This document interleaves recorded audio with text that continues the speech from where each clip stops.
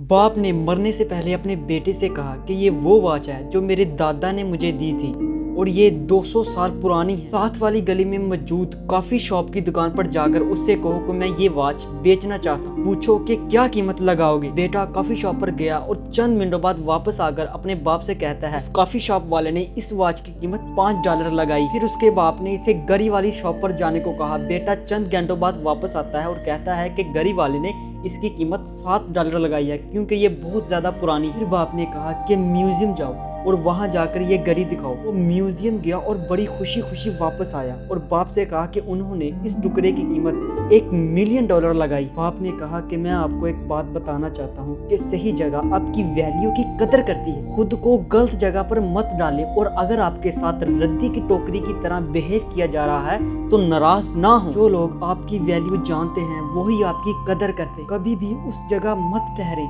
जो आपके लिए मुनासिब ना हो, जहां आपकी कोई वैल्यू ना हो, जहां आपकी कोई कदर कीमत ना हो।